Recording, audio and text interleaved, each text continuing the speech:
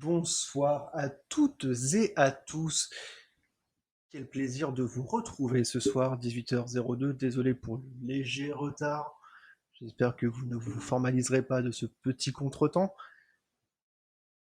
Petit week-end chargé, on va pas se mentir, une grosse actu à droite, à gauche, des voitures qui vont vite, des ballons qui rentrent dans des filets, des palais qui rentrent dans des filets aussi, un peu trop d'un côté d'ailleurs, et évidemment l'euro. L'euro, la Copa América aussi, on a un programme assez fou en termes d'actu. On va avoir des matchs à débriefer à droite, à gauche, beaucoup de sport, beaucoup de plaisir avant tout, et un petit voyage dans le temps à une époque que les moins de 20 ans ne peuvent pas connaître. On va remonter en 1992. Ça va pas nous rajeunir, ça va remonter assez loin au niveau timing, mais on va se faire cette petite Madeleine de Proust, ce petit plaisir. On va remonter le temps et on va se faire ce petit plaisir de redécouvrir certains noms comme Jean-Pierre Papin. Et oui, c'est une époque où Michel Sardou était encore à la mode. C'est vous dire si le temps a fait son œuvre. Derrière moi, vous l'aurez vu, petit décor qui colle à l'actu.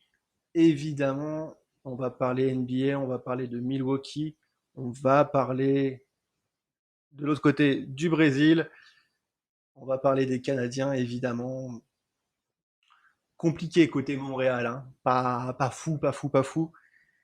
Je vous propose, sans transition, sans échauffement, de partir tout de suite outre-Atlantique, du côté de Montréal, Québec. Et on va commencer de suite avec cette finale, cette Stanley Cup qui commence très, très, très, très, très, très mal pour nos amis québécois. Montréal qui est arrivé à l'arrache à se qualifier pour la Stanley Cup, et là c'est une Stanley Cup qui tourne au jeu de massacre. Pour l'instant, malheureusement, 3 matchs, 3 défaites, des scores assez violents. Un joli 5-1, un 6-3 à domicile. Compliqué pour Montréal, compliqué qui va devoir essayer de sauver l'honneur tout simplement, de s'accrocher pour éviter le petit coup de balai, pour éviter le sweep à 4-0. Ça sera cette nuit à 2h du matin, heure française, du côté du Centre Bell de Montréal. Ils seront arrivés, ils seront arrivés avec les honneurs jusqu'à la Stanley Cup. Peut-être que la marche est trop haute face à une équipe de Tampa Bay qui est déjà rodée, parce que bon, pour ceux qui ont suivi la chaîne, vous le savez déjà, ce sont les champions en titre. Donc ils sont déjà rompus à cet exercice, ils ont déjà cette habitude. Et voilà, je pense qu'ils arrivent avec peut-être moins de pression que Montréal qui doit jouer à 2000% et qui est peut-être un petit peu tétanisé par l'enjeu. On a eu des fautes de Carey Price, qui est un des meilleurs gardiens de la ligue, qui fait des petites fautes au niveau des arrêts, une ligne offensive qui a un petit peu de mal. Ça pêche un petit peu côté Montréal et c'est bien dommage. Quoi qu'il arrive, évidemment, un gros coup de chapeau à cette équipe des Canadiens, aux Habs, qu'on n'attendait pas à ce niveau-là, qu'on ne voyait pas aller en Stanley Cup, et qui a gravi les échelons au mental, à la force du palais. Et en tout cas, quoi qu'il arrive, ça restera un parcours fondateur et clé pour une nouvelle génération emmenée par Nick Suzuki, Cole Caulfield, toute cette jeune génération de Montréal qui a amené de bonnes ondes pour cette équipe de Montréal. Quoi qu'il arrive, la marche malheureusement est un petit peu haute pour les Canadiens. Et un gros coup de chapeau à Tampa Bay si jamais ils vont chercher le titre, parce que ce serait ce que les Américains appellent un back-to-back, donc 2 années consécutives champions. Et c'est assez impressionnant, en tout cas, quoi qu'il arrive pour Tampa Bay. Bon, cette page hockey, malheureusement, va être assez courte, parce qu'il n'y a pas grand-chose à redire, si ce n'est que trop court Montréal. On va passer du côté des parquets de NBA, évidemment. On l'a, cette affiche, on la connaît, cette finale. Souvenez-vous, pour ceux qui étaient là il y a quoi, maintenant 2 semaines, on parlait de la rivalité temporaire entre les Suns et les Bucks pour le pic de Karim Abdul-Jabbar il y a cela 52 ans. Une équipe qui avait eu un accès à la gloire assez instantané, l'autre qui avait toujours été dans l'ombre, jamais de titre. Et ben, ils vont pouvoir crever l'abcès, se mettre dessus. On l'a cette finale, on l'a entre des Bucks qui sont peut-être favoris sur le papier, emmenés par normalement, il devrait revenir Giannis Antetokounmpo, qui a failli laisser une cheville et un genou sur les parquets d'Atlanta. On en a parlé sur le dernier live. Une chute spectaculaire. On a longtemps cru que la saison était terminée. On a cru à une rupture des ligaments croisés. Et le mec était prêt à rejouer. Il est prêt, là. Il est chaud. Il le veut, son titre. Il est prêt à mettre le mastic. Il veut y aller au carton. Il a dit qu'il était prêt à jouer, qu'il était prêt à se sacrifier s'il fallait pour aller chercher cette bague de champion. Alors, à voir dans quel état il sera, mais si jamais il est en forme, si jamais il est rétabli pour cette finale, ça peut être grandiose. On peut avoir un Giannis qui roule sur les Suns. En face, attention, attention quand même. Chris Paul qui a enfin vaincu la malédiction de passer un tour de playoff. Il vient pas là pour faire semblant. Il a affiché un niveau monstrueux pour les finales de conférence. Ça peut être assez grandiose. Salut Nabillon, salut gros. Tranquille et toi? Tranquille. Tranquille. Je pense qu'à cette heure-là, tu dois debout depuis pas longtemps. J'espère que ça a grindé sévère sur les tables de poker cette nuit. Revenons à nos moutons. Évidemment, on disait les Suns emmenés par un Chris Paul en mission l'année ou jamais. Évidemment, on y croit. On y croit. Devin Booker, le Kobe Junior, la machine à scorer absolue. On veut aller voir grand chose. On veut un Devin Booker de gala pour cette finale. On aura des duels de partout. Chris Paul contre Drew Holiday, ça va être grandiose. Des duels dans la raquette. DeAndre Ayton, Giannis, il y en aura. On fera évidemment des points réguliers pour ces finales. Ça va, être, euh, ça va être juste une affiche monstrueuse, très alléchante sur le papier, je ne vous cache pas. Il y a un côté inédit qui donne envie d'être vu et qui sera vu d'ailleurs. Ça va être des gros matchs. Pour ceux qui peuvent regarder, évidemment, je ne peux que vous conseiller Bein Sport. Ça sera emmené par une équipe de spécialistes et ça sera tout bonnement grandiose. Personnellement, je mets une petite pièce presque à contre-cœur sur les Bucks que je vois gagner plus solide à l'intérieur. Mais attention, ça va évidemment, on l'a dit, dépendre de la santé de Giannis Antetokounmpo. Et c'est pas gagné encore. C'est pas gagné. Mais j'espère une finale aussi alléchante sur le terrain que sur le papier. Et on est obligé de faire une transition basket. La passe D de l'actualité qui nous fait une belle passe D, puisque hier il se tenait les finales du TQO, tournoi de qualification pour les Jeux Olympiques. Il restait 4 précieux sésames à distribuer pour évidemment aller taper Team USA qui sera en mission commando. Une équipe de France qui a été dévoilée sur le papier, où figurent les plus gros noms évidemment, Evan Fournier, Rudy Gobert, Nicolas Batum, Nando De Colo, Thomas Hurtel. J'ai pas toute la liste, elle est consultable évidemment. Elle a été dévoilée dans l'après-midi, mais en tout cas, il n'y a pas de grosses surprises sur la compo française. Il y aura aussi Gershon Bouzélé, Vincent Poirier, et je crois qu'il m'en manque quelques-uns. Des équipes de 12 joueurs évidemment. Côté Team USA, c'est une armada. C'est une armada qui a été déclarée. C'est une arme de destruction massive. Je crois que c'est officiel. Les Américains veulent venger l'affront 2019. 2019, ils se sont fait battre par les Français parce qu'ils avaient emmené une équipe un peu trop légère au championnat du monde. Je crois que l'Américain est rancunier. Parce que là, ce qu'ils ont envoyé, c'est peut-être pas toléré par la Convention de Genève. Il y aura du Kevin Durant, il y aura du Damian Lillard. Est-ce qu'on l'a sous la main? Est-ce qu'on peut peut-être aller découvrir Team USA? Je vous avoue que j'avais pas prévu de la regarder. Est-ce qu'on a peut-être le roster sur Busa, site de référence évidemment pour les fans de basket. Damian Lillard, Bradley Beal, Devin Booker qui aura fini ses finales. Zach LaVine, Drew Holiday qui sera aussi impliqué dans les finales. Sur les ailes, Kevin Durant, rien que ça. Jason Tatum, Chris Middleton, Jeremy Grant. Et à l'intérieur, entre guillemets, le secteur le plus léger, Bam Adebayo, Draymond Green, Kevin Love. C'est officiel, les Américains sont venus pour casser du monde. Là, c'est de l'arme de destruction. Là, c'est arrivé avec le couteau entre les dents, c'est même plus un couteau à ce niveau-là, c'est un sabre. Ça veut faire du mal. Je vous rappelle que l'équipe de France est dans la poule des Américains. À mon avis, à mon avis, on n'est pas bien. On n'est pas bien. Sur le papier, je pense qu'on peut se faire ouvrir. Je pense qu'il limite on peut se dire que finaliste, ça serait pas mal déjà. Attention, attention au niveau des Américains. En plus, on sait que quand ils sont en mission rédemption comme ça pour venger l'honneur de la patrie, ils sont jamais aussi redoutables qu'à ce moment-là. On peut notamment faire écho avec les Jeux Olympiques de 2008 où ils avaient l'honneur ou le déshonneur de 2002, 2004 et je crois même 2006 à venger. Ils avaient envoyé Kobe, LeBron James, Carmelo Anthony, Dwayne Wade. Ils avaient dit bon allez les gars, c'est fini, maintenant on a laissé le titre aux autres, on récupère. On récupère et là je crois qu'ils sont vénères. Ils sont très clairement vénères. Il va falloir se méfier. Très clairement, il va falloir se méfier.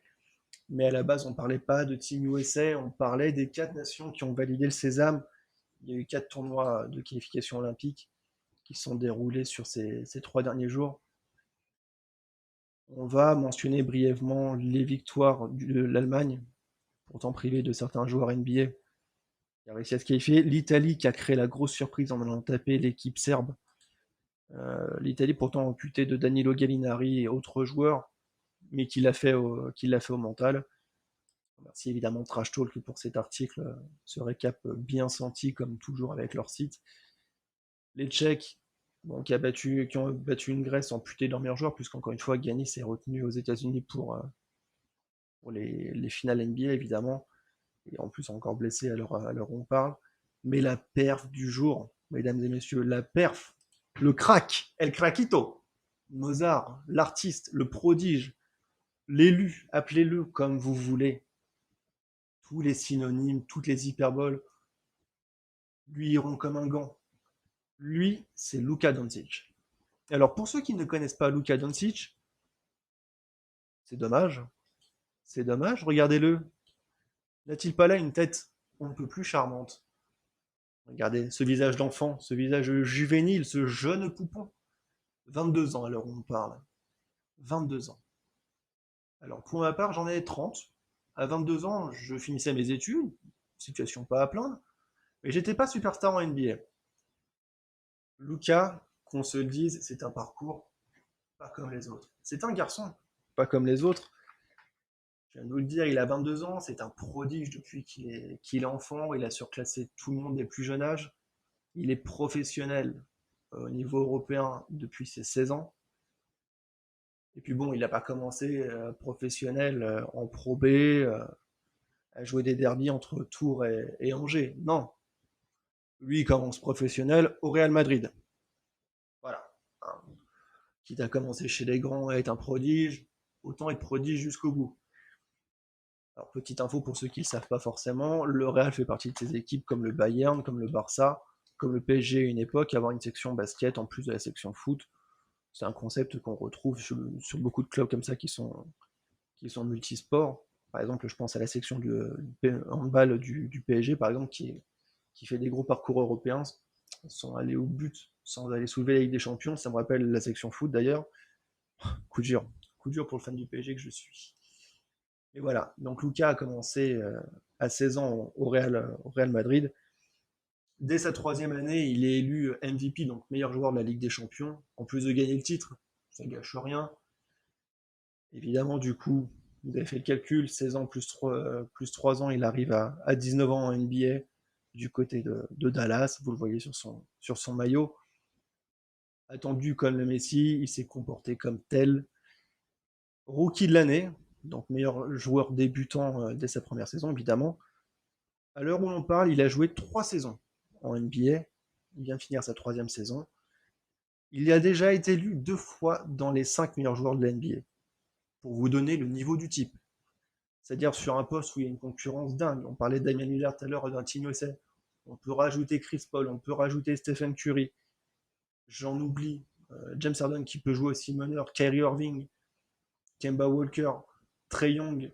Les noms au poste de meneur, c'est peut-être le poste le plus fourni quand on parle de talent en NBA. Et ben Luka, du haut de ses 22 ans et il est déjà 2 fois dans les 5 meilleurs joueurs, le meilleur joueur du moins, le meilleur meneur à son poste. C'est vous dire le niveau de prodige de ce jeune joueur. Et pourtant, il joue dans une sélection où c'est un petit pays, on parle de la Slovénie. C'est un pays voilà, qui a une grosse culture basket, comme beaucoup des pays de l'ex-Yougoslavie, que ce soit la Croatie, la Serbie, la Slovénie, on va proprement parler. Ce sont des pays où il y a une forte culture basket. Je pense par exemple à Goran Dragic, qui joue lui aussi meneur slash arrière sur, sur la sélection slovène. Bonjour à toi, Wayne. Voilà, ce sont des comment c'est un pays où il y a une grosse culture basket, mais c'est un pays qui est, on va dire, limité par sa démographie, par sa population, en termes de vivier de grands joueurs. Quoi qu'il arrive, Luka, hier soir, il a pris, il a pris son pays sur les épaules, parce que quand tu as l'occasion de te qualifier pour les JO, ça se présente tous les 4 ans. Ça serait dommage de passer à côté. Donc hier, il a été joué la finale du tournoi de Kaunas, donc en Lituanie, et il a joué la finale contre la Lituanie. Lituanie qui comporte deux gros joueurs NBA, puisqu'on parle de Jonas Valanciunas et Domantas Sabonis, qui sont deux valeurs sûres en NBA, deux grands joueurs. Et Lucas, il a dit bon, messieurs, vous êtes bien gentils, mais la NBA, c'est mon domaine. Je vous fais tourner la tête dès qu'on se croise en NBA. On va continuer le tarif en Europe. Lucas, il a pris son pays sur les épaules. Il a pris la Slovénie sur le dos. Non seulement ils ont battu la Lituanie chez eux, ce qui est déjà un exploit assez fort, puisque la Lituanie était quand même favorite de cette rencontre. Lucas a dit bon, on va gagner, ça c'est une chose, mais il faut voir la ligne de stade du garçon. C'est-à-dire qu'il y a gagné et gagné. Gagner, tu pourrais gagner à l'arrache, comme ça, te dire bon, on fait une petite victoire, tout le monde met un peu du sien. Lucas, il a dit non, non, on va marquer 96 points. Ok, pas de souci, pas de souci. Je vais marquer 31 points. Voilà. Je vais en marquer un tiers, comme ça c'est cadeau. Je vais prendre 13 rebonds. Pardon, je vais prendre 11 rebonds et faire 13 passes d'ess. C'est-à-dire que le mec, il est impliqué sur plus de 50 points sur les 96 marqués par son équipe. Il faut voir la performance, il faut voir le niveau de Luka Doncic. Salut à toi, Ibarus. Il faut voir, voilà. On sait que c'est un prodige, on le sait depuis pas mal d'années. Dallas se creuse les méninges pour l'entourer de manière adéquate, pour essayer d'en faire quelque chose. Voilà, je vous remets son visage juvénile, son visage de tueur. Dallas essaye de faire des choses. On a vu que le management de Dallas est en train de changer pour essayer de s'adapter, pour essayer de créer quelque chose autour de sa pépite. Mais voilà, Luka hier, il a encore franchi un palier assez monstre, puisque bah, tout simplement, il a porté sur son dos son pays. Il a réussi à les qualifier pour les Jeux Olympiques. Et quoi qu'il arrive, le parcours sera grandiose. Mais ça prouve encore une fois la valeur d'un joueur qui n'est pas encore à son potentiel maximum, ce que les Américains appellent le prime, qui n'a rien à voir avec l'Amazon Prime d'ailleurs. Voilà, j'ai obligé de la faire. Il a que 22 ans. Encore une fois, c'est important de le rappeler, il n'en est qu'à sa 3e saison en NBA. Il est professionnel que depuis 6 ans. Il faut voir le niveau qu'il affiche, c'est tout bonnement monstrueux. Voilà, c'est-à-dire que on a un joueur qui, sauf, je touche du bois pour lui, sauf pépin de santé, est là pour régner sur la NBA pendant des années et des années. Voilà. Je pense que là, on n'est même plus en train de se demander est-ce qu'il sera un jour MVP de la NBA. S'il a une équipe qui va assez loin, ce sera une évidence. La question, c'est combien de fois il le sera. Parce que ce qu'il est en train de faire, c'est juste monstrueux. Mais vraiment. Voilà. Donc je tenais à mettre l'emphase sur le match de Luka Doncic parce que c'est juste impressionnant. C'est juste monstrueux de se dire qu'il accomplit de si grandes choses. Je vous laisse tranquille avec le basket. On va faire un petit crochet côté Formule 1. Ça va aller vite, presque aussi vite que Verstappen hier. Pour le deuxième week-end consécutif, on roulait sur le célèbre et le super circuit Le circuit Red Bull du côté autrichien, dans les montagnes du Tyrol, l'ancien circuit de Spielberg. La semaine dernière, c'était pour le Grand Prix de Styrie. Aujourd'hui, c'était pour, enfin hier, pardon, c'était pour le Grand Prix d'Autriche. Peu importe le nom, peu importe le nombre de tours, peu importe le nombre de pneus et ce que vous mettez comme pneus, à la fin, c'est Verstappen qui gagne. Une course menée de bout en bout, pas grand chose à redire, si ce n'est qu'il a été juste monstrueux. Il s'impose vraiment comme le grand taulier cette année. Je pense qu'il va être très dur à aller chercher le garçon. On va pas se mentir. La Red Bull semble avoir pris l'avantage sur la Mercedes, notamment sur Lewis Hamilton, qui a semblé très en difficulté hier sur la seconde moitié de course en raison d'un problème mécanique. C'est pour ça qu'il n'a pas pu suivre le rythme de son coéquipier Valtteri Bottas et celui de Lando Norris, et que du coup Lewis Hamilton perd des points puisqu'il finit hors du podium. Mais en tout cas, la Red Bull s'impose comme une grande force cette saison. Voilà, Checo Pérez, son coéquipier qui finit que sixième, mais un Grand Prix émaillé de trois gros incidents pour Checo Pérez. Alors, dès le premier tour, il se fait un petit peu tasser par Lando Norris à la sortie du virage 4. Méthode un peu litigieuse. Lando Norris prendra d'ailleurs 5 secondes de pénalité. Sergio Pérez, lui, mettra deux fois hors de la piste le pauvre Charles Leclerc qui avait rien demandé. Enfin, si, qui voulait le doubler, mais à la rigueur, c'est le but de la course. Hein. Si c'est pour rester derrière, bah, on repasse plus tard. Voilà. Donc Checo Pérez qui aura pris 10 secondes de pénalité, c'est ce qui le fait perdre pas mal de temps. La cinquième place notamment contre Carlos Sainz. Malgré tout, hein, malgré les incidents de Charles Leclerc, une belle course des Ferrari qui avaient loupé totalement leur qualification en se qualifiant 10 et 11, et qui finiront 5 et 8. Encore une fois, Charles Leclerc qui aura perdu un petit peu de temps sur les incidents avec Sergio Pérez, je pense qu'il aurait largement pu finir 6ème, si ce n'est mieux. George Russell, le pauvre qui finit 11ème, alors qu'il avait fait une masterclass en qualifiant sa pauvre Williams, qui, je le rappelle, est l'avant-dernière, enfin, du moins, la seconde voiture la plus mauvaise du plateau. Il avait réussi à se qualifier en 9ème position en termes d'un tour héroïque. Comme bien souvent, il aura manqué de rythme en course et il finira hors des points. Il est toujours à la recherche de son premier point en Formule 1. C'est vraiment dommage. C'est c'est la petite étape qui manquera. Alors encore une fois, relativisons, ça n'enlève en rien son talent.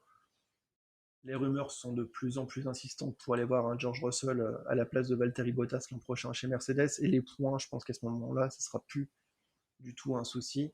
On parlera plus de victoires et de lutte pour les titres de champion du monde pour ce jeune prodige. Et malheureusement, je suis obligé d'en parler. Euh, Esteban Ocon qui a vécu un week-end assez compliqué, assez noir, sorti dès le troisième virage, pris en sandwich entre Giovinazzi et Mick Schumacher. Il se fait retourner la roue avant droite, il finit dans le mur. C'est malheureusement dommage. Un autre accident dans le dernier tour entre Sébastien Vettel, qui finira lui aussi dans le mur, et Kimi Raikkonen qui ralliera l'arrivée, on ne sait pas trop comment. Raikkonen qui était tellement occupé à suivre Yuki Tsunoda, je crois qu'il a carrément oublié qu'il y avait Vettel qui était en train de le doubler. Toujours vérifier ses angles morts, hein, que ce soit à 50 à l'heure ou à 250, ça peut toujours servir. Petit conseil de prévention routière, car nous ne sommes pas là que pour parler sport, les conseils de vie, c'est important aussi. Voilà. Très compliqué. Vettel, ça met un petit coup à sa série parce qu'il est en train de refaire une remontada digne du champion qu'il est. Petit coup de moins bien. Pierre Gasly encore dans les points, une régularité incroyable. Ricardo qui remonte un peu la pente, qui a fait une super course après des qualifications totalement foirées. Belle course de l'Australien, qui rappelle encore une fois que quand il est en forme, c'est un pilote juste monstrueux. Alors, je ferai pas de point Wimbledon parce que ça n'a pas joué, ça a pas joué hier et c'est en train de jouer à l'heure où on parle. Je sais que Djokovic s'est qualifié sans forcer. Kachanov s'est qualifié, je crois aussi. Je crois qu'à l'heure où on parle, il y a un magnifique duel entre Zverev et Odger Aliassim. Federer jouera contre Soniego à 18h30 normalement.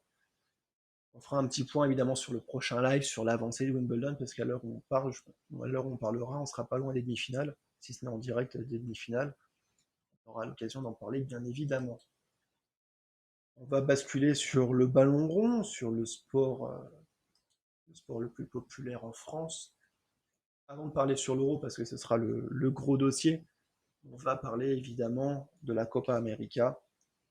On a attaqué les phases finales et on va avoir des demi-finales qui vont commencer cette nuit, assez alléchantes sur le papier. Alors, des quarts de finale, personnellement, j'ai pu regarder le Pérou-Paraguay. Alors, je sais sur le papier, c'était pas l'affiche la plus fameuse entre deux équipes qui se valent, mais c'était pas un duel de stars. Match spectaculaire, des buts à foison, des cartons rouges, une séance de tir au but. Pas de prolongation comme en Copa América. Ça, c'est un truc que je comprendrais pas. J'ai du mal avec ce concept du au bout de 90 minutes, on n'essaie même pas de se départager, on se met des tirs au but. D'autant plus que les tirs au but ces derniers temps, j'en fais un peu une overdose. Allez savoir pourquoi. Kylian, t'aurais pas dû te louper, merde. Voilà. Mais bon, pour en revenir à ce Pérou-Paraguay, un très beau match, victoire du Pérou. Le Brésil qui s'est qualifié contre le Chili, 1-0, match largement dominé par le Brésil, avec un Brésil qui s'est fait une petite frayeur avec un carton rouge pour Gabriel Jesus. Il nous a sorti une De Jong, hein, l'ami Gabriel, très belle détente. Il lui a rentré le pied à peu près à cette hauteur-là, si je dis pas de bêtises. Il a fait une De Jong, voilà, c'est peut-être même un peu plus haut d'ailleurs. Le geste était assez spectaculaire, carton rouge, bah, merci. On n'est pas au taekwondo ici, ça dégage. On embrasse évidemment Pascal Gentil, les gens du taekwondo français. Dans l'autre affiche, des tirs au but encore une fois entre la Colombie et l'Uruguay. Je crois que le côté uruguayen, il y a juste Luis Suarez et Cavani qui ont réussi leur tir au but, les deux autres les ont loupés. Dommage pour l'Uruguay qui peine à confirmer avec sa génération dorée. L'Argentine portée par un Messi de Gala qui a encore mis un coup franc, un bijou. Mais est-ce que Messi ne banalise pas l'extraordinaire? Est-ce qu'on en oublie que c'est un génie, tout simplement, un joueur monstrueux?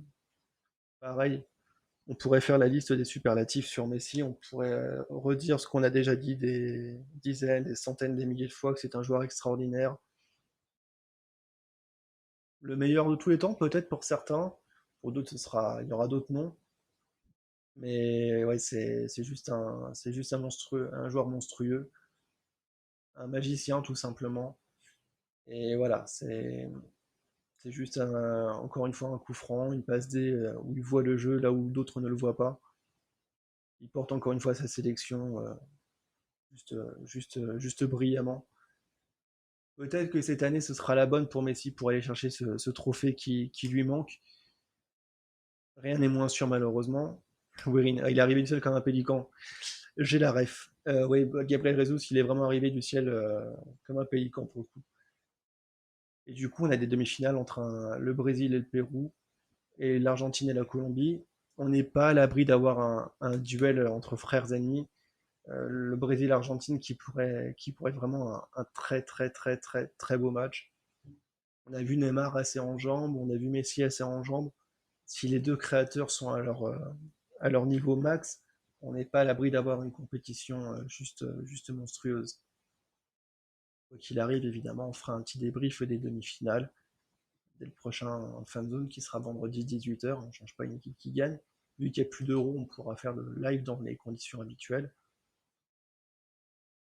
Et évidemment, puisqu'on parle de l'euro, on va attaquer le vif du sujet. Mesdames et messieurs, si vous êtes là, je sais que c'est pour ça. Je le sais.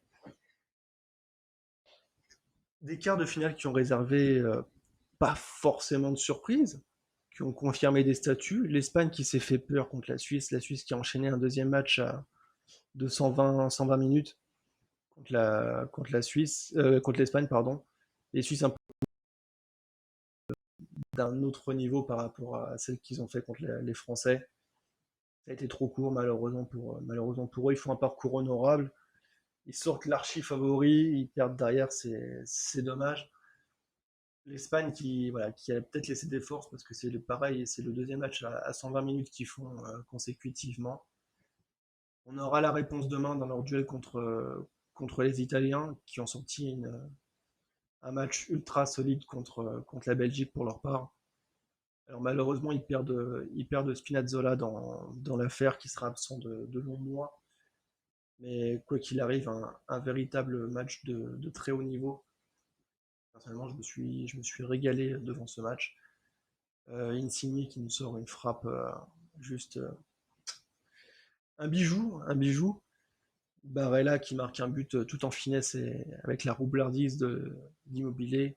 Les images ont fait le tour du monde. Il est à terre en hurlant à la mort tellement il a mal et dès qu'il voit son coéquipier marqué, il se relève comme si de rien n'était. La roublardise, certains diront que c'est vicieux, que c'est mal vu. D'autres crieront au génie. Ce sont toujours des gestes qui divisent malheureusement. Personnellement, je suis pas fan de ce genre d'attitude, mais bon, ça fait partie du sport. On n'est pas là pour juger. Et l'autre demi-finale va opposer deux nations qui vont se tirer la bourre. Deux nations qui ont montré de très très grandes choses en quart de finale. D'un côté, le Danemark, qui a encore montré beaucoup de cœur, qui a peut-être montré quelques faiblesses contre les Tchèques, mais le Danemark qui s'est qualifié avec les honneurs. Un parcours vraiment qui n'est pas sans rappeler des précédentes campagnes européennes. On sait que c'est toujours un pays qui est dur à affronter, qui est toujours créateur de bonnes surprises. Je pense entre autres à la Coupe du Monde 98 où ils avaient un statut d'outsider et ils avaient fait buter le Grand Brésil. Ça peut être, euh, Ça peut être grandiose, ça peut être un très beau parcours. On verra ce que ça va donner contre les Anglais qui ont écartelé les Ukrainiens, qui montent encore en puissance à l'heure où on parle. On a l'impression que plus les matchs s'enchaînent, plus ils trouvent leur rythme de croisière, peu importe le schéma de jeu, peu importe la compo, on a vu des changements, on a vu que Grealish avait été épargné, un vrai gros niveau, it's coming home. Ça peut être l'année. En vrai, ça peut être l'année. Ça peut être, euh, Ça peut être l'année anglaise. On rappelle qu'ils n'ont pas de trophée depuis 1966. Ça fait 55 ans maintenant que l'Angleterre court après un sacre. En 66, la finale était à Wembley. Cette année, la finale sera à Wembley. On peut croire que c'est la bonne. Si mentalement ils font abstraction des enjeux, qu'ils font abstraction de la pression qui va être inhérente au fait de jouer la demi à domicile, à jouer la finale à domicile, ça peut être, euh, ça peut être l'année, vraiment. Après, attention, il y a une équipe du Danemark en face qui a l'écro, voilà, qui joue pour les circonstances qu'on connaît avec Christian Eriksen qui a été forfait au bout de 40 minutes. On sait que ces deux équipes, ces deux collectifs où il y a une âme particulière qui se dégage. On a aussi le cas avec l'Italie où voilà, c'est un groupe qui a été soudé par l'échec de 2018 et une entité nouvelle qui se développe. Personnellement, je vais pas vous mentir, je vois bien une finale Italie-Angleterre.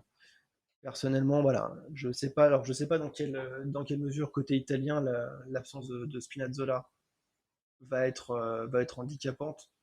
On n'a pas trop d'infos sur la doublure qui va le remplacer et quel niveau la doublure aura. Parce que je peux leur eu la chance qu'un arrière gauche se blesse. Mais voilà, quoi qu'il arrive, ça va être. Je pense que l'Italie a montré plus de certitude que l'Espagne, même si l'Espagne a monté un peu en régime, mais ils ont enchaîné deux matchs lourds en termes d'intensité. Peut-être que l'Espagne montrera des limites physiques. Je pense ils ont pioché un petit peu, ils m'ont pas donné une impression de sérénité monstrueuse contre la Suisse. Après, ouais, on sait que l'Espagne, c'est pas un style de jeu ultra spectaculaire. On sait que c'est beaucoup de séquences de possession parfois et ça peut comment ça peut être compliqué à ce niveau-là. Ça peut dégager une impression de fébrilité, mais malgré tout, ça reste assez serein aussi. Ils ont montré des ressources mentales assez propres. Et Nabilon qui me dit ouais, j'ai vu pour la quarantaine, ouais, les supporters, une quarantaine pour bloquer les supporters pour bloquer un petit peu les supporters étrangers. Ah, malheureusement, je dirais, c'est un petit peu l'inconvénient moi que j'ai avec le nouveau format où ça joue dans pas mal de pays. Alors, je sais que c'était une idée de Platini à l'époque. C'est ce côté, on fait un petit peu un euro partout, tout le monde a le droit d'aller un petit peu partout. Et là, bah, on arrivera en Angleterre, ça bloque un peu les supporters. J'ai un petit peu de mal avec ça. Après, c'est toujours un contexte particulier. Peut-être que si ça avait joué toute la compétition dans le même pays, on aurait eu le même problème. Mais si les Anglais font ça vraiment en s'abritant derrière l'excuse des raisons sanitaires, alors que jusqu'à maintenant, il n'y a pas eu trop de pression pour bloquer les supporters étrangers qui venaient supporter leur équipe qui venaient à Wembley, ça serait, ouais, c'est un petit peu honteux. Mais après, on ne sait pas si c'est une rumeur, mais nul doute que les Anglais vont mettre tous les moyens de leur côté pour avoir ce 12e homme. On a vu un public anglais en fusion contre l'Allemagne en huitième, un Wembley qui était en feu. Ça peut, voilà, il y a eu un vrai 12e homme. On sait l'importance statistiquement que les équipes ont à jouer à domicile hors pandémie, évidemment. Donc les Anglais vont sûrement s'abriter derrière ça. Après, à voir dans quelle mesure ça va être appliqué, parce que pour l'instant, c'est encore, il n'y a pas eu d'officialisation. Alors, à part si tu as des infos que j'ai pas, gros, mais je crois pas qu'il y ait eu d'officialisation. C'est pour l'instant une rumeur de mesures qu'ils voudraient mettre en place. Mais quoi qu'il arrive, ça, ouais, le contexte actuel, les restrictions font que t'as une inéquité depuis le début de la compétition entre les pays. Moi, c'est ce que je regrette, encore une fois, avec ce schéma-là. On l'a vu, les équipes qui se sont qualifiées, c'est des équipes qui ont joué leurs matchs à domicile, les matchs de poule à domicile. Le Danemark a joué ses 3 matchs à Copenhague, si je dis pas de conneries. L'Angleterre s'est qualifiée comme ça. L'Espagne a joué ses 3 matchs du côté de Bilbao, de Séville, Séville, je crois, si je dis pas de bêtises. L'Italie a joué ses matchs au stade olympique. Évidemment, évidemment que c'est quelque chose de particulier. Alors, dans les anciens formats, ça jouait tout dans le même pays. On l'a vu dans l'histoire, hein, les pays à domicile ont souvent un avantage. On est bien placé pour le savoir en France. L'Euro 84, la Coupe du Monde 98, l'Euro 2007, pardon, pas l'Euro 2016, boulette. Voilà, on le sait, c'est un avantage. Les Anglais, on parlait de 1966, c'est un avantage indéniable. Évidemment, ça crée aussi une pression pour le pays organisateur. Enfin, ça crée une pression pour le pays organisateur, mais ça crée un vrai 12e homme. Donc c'est toujours assez particulier à gérer. Mais moi j'ai vraiment du mal avec ce nouveau format. On joue un peu partout en Europe. Je trouve que voilà, ça dénature un peu l'engouement que tu as dans un pays à voir des matchs un peu partout. Moi je sais que pour avoir assisté à des matchs de l'Euro 2016 au stade Vélodrome, à l'Orange Vélodrome, pardon, du côté de Marseille, tu avais une vraie atmosphère, tu avais 8 ou 10 villes, je crois, pour l'Euro 2016 qui étaient impliquées dans le truc. Alors tu avais un pays qui était avantagé, mais à la rigueur, c'était plus facile pour la circulation, c'était plus facile pour les mouvements de supporters. Dans un contexte actuel où tu as pas mal de mouvements de personnes, où on essaie de restreindre aussi ça d'un côté, j'ai pas forcément trouvé la cohérence, et c'est vrai que les pays qui appliquent différents niveaux de réglementation, je trouve ça assez incohérent. Ça fatigue les équipes, les déplacements. Oui, bah, bien sûr, parce que tu as l'enchaînement entre les différents pays. Surtout que tu as pas mal d'équipes qui ont voyagé. Je crois que c'était notamment les Suisses qui avaient joué dans 3 ou 4 villes différentes leurs différents matchs. Donc forcément, tu as des déplacements entre les camps d'entraînement, les différents stades. À l'inverse, tu as l'Angleterre qui a joué un seul match hors de ses bases, c'est le quart de finale qu'ils ont joué à Rome, si je dis pas de bêtises. Donc c'est évidemment, il y a une vraie fatigue qui se crée. C'est pas. Alors même si les déplacements se font vite parce qu'on est à l'échelle européenne, ça se fait en avion. Mais je pense que pour les raisons logistiques, pour pas mal de raisons en termes d'organisation, tu peux pas récupérer au niveau des efforts aussi facilement que si tu joues à domicile. Évidemment que ça a un impact. Tout ça pour en revenir à nos demi-finales. On aura un duel entre deux pays, deux des pays les plus chauds de tous les pays chauds, l'Italie et l'Espagne. Encore une fois, je mets une petite piécette sur l'Italie au mental et avec le cœur. Côté Angleterre-Danemark, je vois bien une petite qualification anglaise, mais pas aussi facile que ce que certains pourraient penser. Je pense que le Danemark vendra très chèrement sa peau, et je pense qu'on aura un match plus indécis que ce que l'on pourrait croire.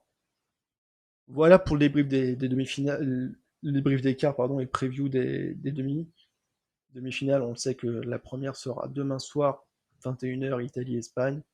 Mercredi 21h aussi, Angleterre-Danemark. On débriefera évidemment les demi-finales, on fera un petite preview de la finale pas plus tard que vendredi. On va avoir du beau jeu, on va avoir du spectacle, de l'intensité. Et je pense qu'on est clairement pas à l'abri d'un parcours assez fou en termes d'intensité. Je vous l'avais promis pour ceux qui ont vu l'info sur les réseaux sociaux. Je voulais faire un petit parallèle entre l'Euro 2020 et l'Euro 92 parce qu'on va voir qu'il y a eu des similitudes sur le parcours de certaines équipes. Alors pour certains, 92, vous étiez pas nés, je le sais. Je sais qu'on a une génération 94 assez présente dans les followers. Nabilon, toi, je sais que tu étais né, mais tu n'étais pas bien vieux au moment de l'Euro. Pour ma part, comme je l'ai dit tout à l'heure, j'avais 1 an. J'étais pas bien vieux non plus. Euro 92, alors il faut savoir qu'il se déroulait en Suède. Ça, à la rigueur, il n'y a pas grand-chose qui change, pas une grosse incidence. Par contre, à la différence de l'Euro 2020-2021, qui se joue à 24 équipes, l'Euro 92 ne se jouait qu'à 8 équipes. C'est-à-dire qu'en termes de sélection, il y avait beaucoup moins d'équipes, beaucoup plus de sélection au niveau des éliminatoires. Si on regarde les éliminatoires, par exemple, bon, il y a les équipes qui ont disparu depuis des radars. La France qui avait fait une campagne de qualif monstrueuse, qui arrivait à l'Euro avec un statut de favori, d'ultra favori. Bizarre, ça me rappelle 2020. On le voit, hein, 16 points, 8 matchs. C'est l'époque où les victoires valaient 2 points, donc un sans faute, 8 victoires, 0 match nul, 0 défaite. La Tchécoslovaquie qui vivait ces dernières heures. On voit des pays comme l'Espagne qui n'étaient pas qualifiés. Groupe 2, bon, c'était pas le groupe le plus fou sur papier. La Roumanie qui n'était pas encore le monstre qui allait dominer le milieu des années 90. Et la Bulgarie, deux sélections qui vont faire la Bulgarie qui a foiré sa campagne de qualif. On l'apprendra bien assez vite. Toujours se méfier des Bulgares. Je rappelle qu'en 93, c'est eux qui nous coûtent la qualif pour la Coupe du Monde 94. Qui finiront à une vaillante 4e place, si je dis pas de bêtises. Groupe 3, alors c'est là qu'on prend un coup de vieux parce qu'on parle encore à l'époque de l'Union soviétique, que les choses ont changé. L'Union soviétique qui du coup sera dissoute avant le début de la compétition, qui disputera ça sous le nom de Communauté des États indépendants. Ça regroupait pas mal de pays, je pense à ce qu'on maintenant on appelle la Russie, l'Ukraine, je crois qu'il y avait l'Estonie aussi, la Macédoine du Nord, enfin tous les pays qui étaient rattachés à l'époque à l'Union soviétique, à l'URSS, qui s'étaient regroupés pour une dernière compétition. Je vous cache pas qu'après on fera un petit tour des effectifs. On va prendre un coup de vieux parce qu'il y a des gens que maintenant on voit en tant que coach. Pas mal de coachs d'ailleurs. Dans le groupe 4, pareil, la Yougoslavie, qui se qualifie première de son groupe. Yougoslavie qui existait encore à l'époque sous ce nom de Yougoslavie, c'était avant l'explosion, enfin, avant l'avènement de la Croatie. On en parlait tout à l'heure avec Luka Doncic, la Croatie, la Slovénie. J'ai oublié certains pays, le Kosovo, la Serbie, voilà, tous ces pays-là qui maintenant sont des entités connues et reconnues. À l'époque, c'est la Yougoslavie. Mais la Yougoslavie, il faut le savoir, ne disputera pas l'Euro, puisque début 92 éclate la guerre des Balkans. Et au vu de l'embargo, au vu du contexte de guerre civile qui régnait en Yougoslavie, l'UEFA a exclu la Yougoslavie avant même qu'elle participe. Et c'est le Danemark qui est repêché un petit peu à l'arrache, qui s'était qualifié, oui, qui a fini deuxième de son groupe, et qui va récupérer in extremis la qualification pour disputer l'Euro chez le voisin suédois. On le voit, hein, les Allemands qui à l'époque étaient champions du monde en titre, qui se qualifient premier. On voit des pays comme la Belgique, qui était une sélection forte à l'époque, qui finit troisième de son groupe. Les Pays-Bas qui finissent avec leur génération dorée, je pense à Rijkaard, Gullit, Van Basten, Bergkamp qui était encore tout jeune mais qui venait d'arriver. On voit des noms qu'on connaît et qu'on reconnaît maintenant évidemment. Euh, c'est simple, c'est pas mal d'icônes sur FIFA. Les Anglais qui avaient fini premier de leur poule. Ce qui nous donne un euro à 8 équipes. On va aller découvrir, regardez ce que je vous ai retrouvé, des archives, mesdames et messieurs. L'album Panini, le saint album Panini de l'Euro 92, regardez. Elle est pas belle la mascotte. Regardez. Benji, je crois, Benny, elle s'appelait. Bon, des stades des stades pas ce qu'il y a de plus foufou, hein. On voit notamment le stade de Göteborg et de Malmö. C'était les stades des années 90, c'était les fameux stades qu'on retrouve souvent en Italie maintenant avec les pistes d'athlée autour du stade, ce qui fait qu'il y a souvent des ambiances assez moribondes. C'est le cas du Stade de France aussi, d'une certaine manière. C'est dommage parce que c'est souvent au détriment d'une bonne ambiance. Moi, je suis plus adepte des stades un peu à l'anglaise où le public est collé au bord de la touche, où ça crie, ça chante, ça hurle. Groupe 1, alors on retrouve la Suède, la France, la Yougoslavie qui a été remplacée du coup par le Danemark et l'Angleterre. Les deux premiers de chaque groupe étaient qualifiés pour les demi-finales. On s'attendait à voir le Danemark et la Suède éliminés au profit des favoris anglais et surtout français qui arrivaient avec une génération assez dorée. Alors vous allez voir capillairement, les années 90 sont très mal vieillis. Ouais, t'as raison, Nabilon. 10 jours avant l'Euro 96, les joueurs danois étaient en vacances, c'est pour ça que je disais ils ont vraiment été repêchés à l'arrache. C'est que c'était parti en colonie de vacances, à peu de choses près, ça avait posé les gosses et c'était parti faire la bamboche. Et ils ont dit bah écoutez, revenez parce qu'il y a une place pour vous. Alors il y avait deux sélections qui avaient été menacées comme ça un petit peu d'exclusion. Il y a eu la Yougoslavie qui a été exclue. Il y avait aussi, on l'a dit, l'URSS qui était menacée d'exclusion. Bon, après, ils ont joué sous la bannière des communautés des États indépendants. Ils ont été repêchés. Sinon, c'était l'Italie qui se qualifiait. D'ailleurs, l'Italie qui n'était pas qualifiée pour l'Euro, hein, vous l'aurez compris. Comme quoi, c'était vraiment le concept d'Euro à 8, ça arrivait à exclure d'une certaine manière des grosses nations à chaque compétition. Si on prend le cas de l'équipe de France, il faut savoir que la dernière compétition internationale jouée par l'équipe de France à ce moment-là, c'est la Coupe du Monde de 86. C'est Platini, meneur de jeu. Les choses ont changé. On s'était pas qualifié pour l'Euro 88, on avait loupé la Coupe du Monde 90, mais on arrivait en 92 avec un statut de gros favori, à avoir des noms qui ont bien changé. Si on prend la sélection suédoise, alors il n'y a pas forcément de noms connus du grand public. Peut-être Thomas Ravelli, qui est une légende en tant que gardien de la sélection suédoise. Je pense aussi à Martin Dahlin, qui est l'avant Henrik Larsson. Thomas Brolin, par contre, qui est un très très grand joueur, un très grand attaquant du côté de Parme. L'équipe de France. Regardez-moi l'entraîneur. Attends, je le zoome pour que vous le voyez. Regardez le platoche. Dans la compétition, il a joué en meneur de jeu, il était devenu entraîneur. On va pas se mentir, son bilan à l'époque, c'était pas fou, hein. On n'arrivait pas avec des grosses certitudes. Si on prend l'équipe de France, Bruno Martini repose en paix, gardien de l'équipe de France, gardien. Alors, je sais pas si vous l'avez. Voilà. Gardien du côté d'Auxerre, de l'Auxerre de Giroud. Manu Amoros, qui était lui aussi de la campagne avec Platini en 86, qui commençait à être un petit peu avancé dans sa carrière. Jocelyn Gloma, qui finira dans l'équipe type de l'Euro 92.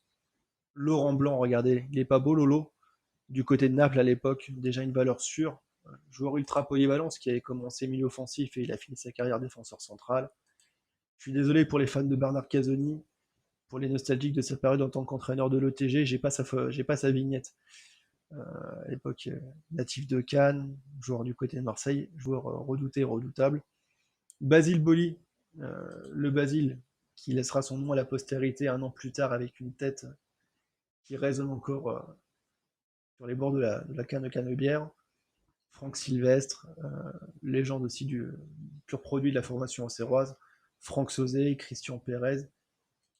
Mais alors là, on est encore sur les lignes relativement défensives. Attends qu'on arrive sur l'attaque. Regardez-le, le petit Didier Deschamps, tout jeune, tout mignon avec toutes ses dents, encore à l'époque. Luis Fernandez en fin de carrière, mais l'ami Luis, qui croquera pas, qui jouera pas encore avec ses touillettes sur le banc de touche du PSG.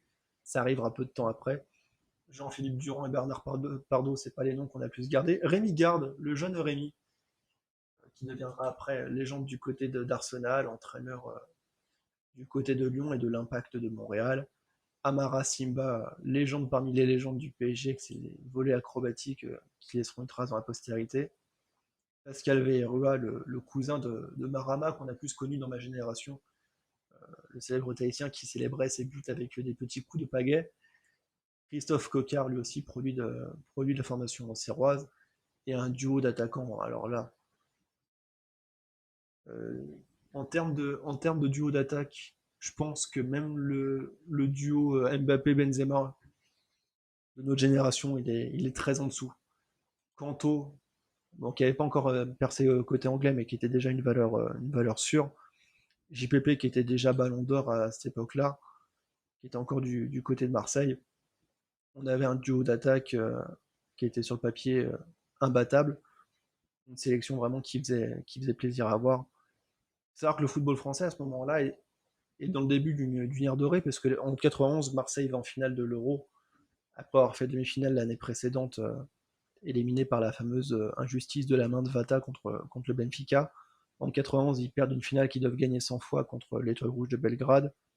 En 92, c'est Monaco qui va en finale de la Coupe des Coupes, entraînée à l'époque par Arsène Wenger.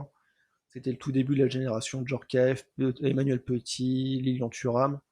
On avait Mister George Weah qui était à la pointe de l'attaque et qui révélait ses talents à l'Europe entière. Donc une époque dorée pour le football français. En 93, on le sait, Marseille ira gagner la Ligue des Champions, premier trophée du football français. Pas le seul, contrairement à ce que beaucoup pensent, parce que le PSG ira gagner sa petite Coupe des Coupes en 96. Mais voilà, le début de l'ère dorée.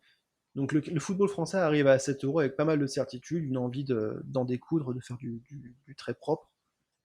On va voir comment ça va tourner après, mais spoiler, ça s'est pas super bien passé. La Yougoslavie, je vais passer rapidement dessus parce que bon, bah, ils étaient dans la bonne Panini, mais ils se sont fait jarter peu de temps après. Pas mal de noms qu'on connaît malgré tout en France. Je pense à Farouk Hadzibejic, qui deviendra entraîneur après, je crois, du côté de Sochaux, notamment. Vladimir Jugovic, qui était un joueur assez impressionnant. Dejan Savicevic, pardon, qui sera un super sub après du côté de Milan, notamment sur le titre en Ligue des Champions en 94. Mecha Bazdarevic, qui deviendra lui aussi entraîneur en France. Je crois qu'il est toujours en poste en Ligue 2, je crois, à l'heure où on parle. Dragan Stojkovic, maître à jouer, surnommé par certains Mozart, tellement c'était un artiste balle au pied. À gauche, on a Sinisa Mihailovic, bon, qui a perdu pas mal de cheveux pour des raisons de santé, malheureusement, mais sûrement un des plus beaux tireurs de coups francs qu'on ait eu la chance d'avoir dans ma génération. Une patte gauche assez folle.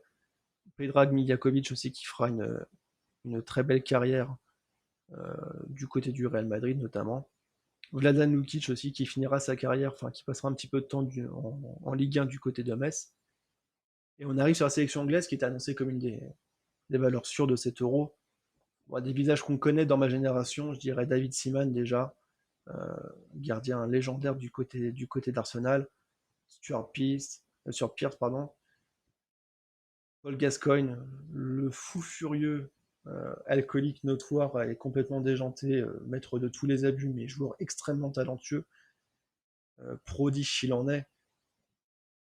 Gazza, comme les surnommaient les Anglais. David Beatty, David Platt, David Rocastle, un milieu de terrain très solide. John Barnes aussi, légende du côté de Liverpool. Gary Lineker, aussi bon consultant que ce qu'il était attaquant. Sûrement un des meilleurs, si ce n'est le meilleur avant-centre de l'histoire de l'équipe anglaise. Ian Wright, qui sera aussi légende du côté d'Arsenal, meilleur buteur du côté des Gunners jusqu'à l'arrivée d'un joueur qui s'appelait Thierry Henry. Ça, c'était le groupe 1, donc évidemment. Alors, est-ce qu'on peut faire un petit. Je crois qu'il y a les Danois qui avaient été anticipés déjà en joueurs repêchés. Bon, des visages qu'on connaît, hein. Peter Schmeichel, évidemment, père de Casper, le goal actuel de la sélection danoise. Alors, il n'y a peut-être pas des noms très très connus. À l'époque, c'est une sélection qui arrive avec des noms relativement inconnus. Brian Laudrup aussi, avant-centre du côté du Bayern, petit frère de Michael Laudrup, qui était la superstar danoise, le maître à jouer, numéro 10 par excellence de la sélection danoise, considéré par beaucoup comme le meilleur joueur de l'équipe viking, mais qui participera pas à l'Euro puisqu'il s'est frité avec son entraîneur peu de temps avant la compétition. Et il lui a dit que bah, l'Euro, si jamais le Danemark était repêché, il pouvait aller se faire voir, il n'irait pas jouer avec eux. L'histoire prouvera qu'il a peut-être loupé l'occasion de sa vie. Alors, petit coup d'œil sur l'autre équipe qui aurait pu être repêchée, hein, on parle de l'Italie. Bon, évidemment, qui n'a pas joué l'Euro, emmené par la légende du coaching italien. J'ai l'impression de dire légende à chaque fois, tellement les noms sont sont iconiques. Arrigo Sacchi, Walter Zenga, Dino Baggio, qu'on reverra aussi à la Coupe du Monde 98, Paolo Maldini, Costa Curta, Franco Baresi, le trio magique, on va dire, du Milan AC ultra dominateur dans les débuts des années 90. Demetrio Albertini, Roberto Donadoni aussi, grand joueur, Gianfranco Zola, qui finira sa carrière du côté de Chelsea, qui restera une icône, Roberto Baggio, Ballon d'Or 93 ou 94 si je ne dis pas de bêtises, joueur extrêmement talentueux, Gianluca Vialli, actuellement l'entraîneur adjoint côté italien, pareil, un des plus grands attaquants italiens des années 90. La Squadra Azzurra avait tout pour plaire, hein, et vraiment une sélection assez importante. Ils ne seront pas qualifiés, ils ne seront pas repêchés. Quoi qu'il arrive, on voit que c'était les bases de l'équipe qui allait en finale 2 ans après la finale de la Coupe du Monde 94. Ils auront bien rattrapé leur retard. Si on parle du groupe 2, l'équipe hollandaise, pareil, il y a de la légende en veux-tu, en voilà. Ronald Koeman, entraîneur actuel du Barça, son petit frère Erwin, Danny Blind, le père de Dale Blind, qui joue actuellement dans la sélection aussi hollandaise, Aaron Winter. Et alors la deuxième page, mouillez-vous la nuque. Frank Rijkaard, Ballon d'Or. Peter Bosch, nouvel entraîneur de Lyon, qui a perdu ses cheveux, qui a joué du côté de Toulon aussi, j'ai découvert ça il n'y a pas longtemps. Voilà, Peter Bosch qui a perdu ses cheveux, mais qui était déjà un très bon joueur, on l'oublie souvent. Ruud Gullit, monstre sacré. Dennis Bergkamp, pour moi peut-être le joueur le plus sous-coté de l'histoire, tellement il était merveilleux à voir jouer. Marco van Basten qui sera en fin de carrière pour des raisons de santé, mais à son prime, le meilleur attaquant de sa génération. Brian Roy aussi qui fera un beau bout de carrière. Les Pays-Bas arrivaient avec une équipe très solide sur le papier. Alors le boss, Guillaume, je ne sais pas sur lequel tu mets. Si c'est Peter, le jeu de mots est excellent. Je suppose qu'en tant que supporter lyonnais, tu mets Peter Boss. Et ça, je valide le jeu de mots, si c'est le cas. Après, si ça s'applique aux autres joueurs, on est sur de la valeur sûre côté hollandais, quoi qu'il arrive. Les Écossais, il n'y a pas grand-chose à en retirer. C'est pas la sélection la plus glamour de l'Euro. Je vais pas vous mentir, j'ai pas révisé mes classiques sur les joueurs hollandais. Il n'y a que Tom Boyle que je connais un petit peu parce qu'il a fait un bout de carrière du côté de Chelsea, mais c'est pas les joueurs que je connais le plus. Gary McAllister, je crois qu'il a fini sa carrière du côté de Liverpool et c'était un très bon joueur aussi. Kevin Gallagher, c'était une sélection robuste, mais pas non plus sur le papier extraordinaire. Alors SNG, c'est la communauté des États indépendants, c'est la sélection anciennement de l'URSS. Alors pour ceux qui l'auront reconnu, vous admirerez la qualité de la Stachmou. Stanislas Tcherchessov, pardon, c'est l'actuel entraîneur de la sélection russe. Monsieur assez bourru, qui sourit que quand on lui arrache une dent, mais qui a perdu les cheveux, mais qui a gardé la stache mou, hein. Plus bel hommage à Louis Labrocante qu'on puisse avoir ici-bas. Oleg Kuznetsov aussi, grand défenseur, grand milieu de terrain, selon les positions. Une équipe de l'URSS qui arrivait un petit peu en fin de cycle, là, on cherchait à se renouveler. Konchelsky, qui lui jouait à l'époque du côté de Manchester United, à l'époque du renouveau, avec Eric Cantona notamment, qui allait arriver peu de temps après. Alexander Mostovoy, qui a fait un bon petit bout de parcours du côté de Strasbourg. Joueur très créatif, très élégant à voir jouer. Voilà, une équipe j'allais dire de l'URSS, lapsus, de la CEI, qui arrivait en fin de cycle. Côté allemand, bon, les champions du monde en titre, ils arrivaient pour confirmer leur statut. Là, pareil, on a du nom qui claque. Bodo Illgner qui sera gardien du Real Madrid lors du sacre en Ligue des Champions de 98. Andreas Kopke, que les supporters marseillais connaissent bien. Pour ma génération, c'est lui qui était sur la couverture de ISS 98, je crois, avec Ravanelli. Ouais, je fais appel à des refs d'un autre temps. Jürgen Kohler, pareil, une belle petite moustache pour le joueur qui a joué à la Juve, mais qui pour moi est plus associé au Borussia Dortmund. Andreas Brehme, celui qui a marqué le penalty décisif en finale de Coupe du Monde contre l'Argentine 2 ans avant. Stefan Reuter, Stefan Effenberg, Thomas Hassler, pareil, joueur très petit par la taille, mais ô combien talentueux. Lothar Matthäus, le joueur le plus iconique de la sélection allemande, qui a participé, je crois, à 4 ou 5 Coupes du Monde, qui est Ballon d'Or 2 ans avant, 90. Andreas Möller, Matthias Sammer, très très grand joueur aussi, tellement sous-côté. Un des rares joueurs dans la sélection qui a joué aussi du côté de la RDA, donc République démocratique allemande, Allemagne de l'Est à l'époque, avant la chute du mur de Berlin. Voilà, très très très grand joueur. Jürgen Klinsmann, avant-centre culte de la sélection allemande des années 90, qui sera après entraîneur. Rudi Völler, que les supporters marseillais connaissent bien. Et on a fait le tour des 8 équipes. On voit déjà donc un plateau assez relevé. Si on fait un petit point sur ce premier tour, la France va se foirer dans les grandes largeurs. Elle arrive avec le statut d'ultra favori, elle se vautre. Il n'y a pas d'autre mot. Éliminée sans passion, 2 nuls, une défaite contre le Danemark. On voit un nul poussif en match d'ouverture contre la Suède, un but de JPP, Jean-Pierre PAP1, comme disaient les Guignols.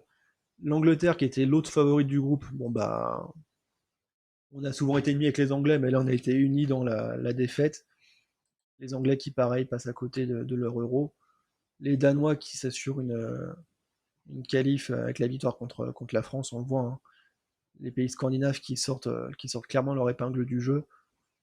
Côté groupe 2, bon bah là il y a pas eu de surprise. Il y a eu deux favoris, les deux ont assuré leur rang. On voit Dennis Bergkamp, Thomas Hassler, Jürgen Klinsmann, Frank Rijkaard, encore Dennis Bergkamp, qui se révèle vraiment au monde à ce moment-là. Une belle époque où le meilleur troisième n'existe pas.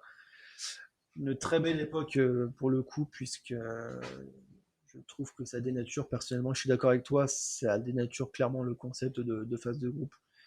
J'ai du mal avec ce concept où sur 24 équipes, il n'y en a que 8 qui passent pas. Je trouve que ça manque un petit peu le côté vraiment sélectif des phases de poule qu'on a connu quand on était gamin. Ce qui fait qu'on arrive avec des demi-finales Suède-Allemagne, Pays-Bas, Danemark. La Suède à domicile qui va s'accrocher contre l'Allemagne, qui va perdre de justesse. On voit la différence qui se fait en fin de match. Alors, les Allemands avaient pris l'avantage, les Suédois reviennent à la 89e. On pensait vraiment que ça allait tenir, ça n'a pas tenu malheureusement. La Suède qui se fait sortir au port de la finale de son euro à elle. Le Danemark contre le nouveau favori, les Pays-Bas, champion d'Europe en titre, j'ai oublié de le préciser, mais qui va passer au tir au but avec un raté de Marco van Basten. Et du coup, le Danemark qui se retrouve en finale d'un euro auquel il ne devait pas participer, contre, contre toute attente, ils vont aller chercher le titre contre l'Allemagne, 2-0. Et je trouve voilà, que alors, l'histoire se ressemble un petit peu avec l'Euro 2020, c'est pour ça que je voulais faire aussi ce parallèle, ce côté les Danois qui s'en sortent dans un contexte particulier. Alors, évidemment, le contexte en lui-même est différent, puisqu'en 92, ils doivent leur qualification au repêchage d'une nation qui a été exclue en raison d'une guerre civile. En 2020, ils se rattrapent aux branches après avoir foiré leurs deux premiers matchs de groupe pour les raisons qu'on connaît avec Eriksen. Dans les deux cas, ils sont vite amputés de leurs meilleurs joueurs. En 92, c'est Michael Laudrup qui avait refusé de rejoindre la sélection. En 2020, c'est Christian Eriksen pour son problème cardiaque. Et quoi qu'il arrive, ils font un beau parcours. Alors l'histoire nous dira si le mimétisme entre 2020 et 92 va jusqu'au bout, si jamais les Danois vont soulever le trophée. C'est pas impossible, hein, ils ont une chance sur 4 au final. Mais voilà, je trouvais que le parallèle avec la France aussi, qui arrive avec un statut de grand favori et qui passe pas le cut, malheureusement, bah, le parallèle est assez terrible, mais assez justifié. Encore une fois, on avait une ligne d'attaque qui faisait saliver tout le monde. Ça se révélera être un échec, malheureusement. Donc voilà, je voulais faire un petit point sur un euro qui est souvent oublié côté français parce qu'il est pas couronné de succès. La France qui mettra encore un petit peu de temps à se relever de cet échec, puisque s'en suivra la catastrophe de France-Bulgarie un an plus tard, qui nous vaudra une non-qualification la Coupe du Monde en 94 aux États-Unis, avec un enchaînement match nul contre l'Israël et défaite contre la Bulgarie à la dernière seconde. But qui a traumatisé une génération entière de fans. La France reverra l'Euro en 96 où elle fera une jolie demi-finale contre la République tchèque, si je ne dis pas de bêtises. Et en 98, le parcours que l'on connaît, victoire de l'équipe de France. Voilà, c'était le petit point flashback. On s'offra des petits flashbacks comme ça de temps en temps pour découvrir certains noms. Voilà, je trouvais sympa le fait de voir des noms qu'on connaît, d'autres qu'on a un petit peu oubliés en tant que joueur. Je pense à Peter Bosch, à Rémi Garde aussi qui a été entraîneur. Voilà, on aura l'occasion de redécouvrir tout ça au fur et à mesure. On fera d'autres compétitions par le biais d'albums Panini. Je trouve que c'est un moyen de remettre des visages sur des noms qu'on a parfois entendus et parfois oubliés. Quoi qu'il arrive, n'hésitez pas à me dire ce que vous en avez pensé. Pour ma part, je vous souhaite à toutes et à tous une bonne semaine. On se dit rendez-vous pour ceux qui le veulent, évidemment, vendredi 18h, même endroit, pour débriefer les demi-finales, la suite de Wimbledon et peut-être les débuts des finales NBA. On aura l'occasion de se faire plaisir. Je vous souhaite à toutes et à tous une bonne semaine. Bonne soirée à tous. Ciao.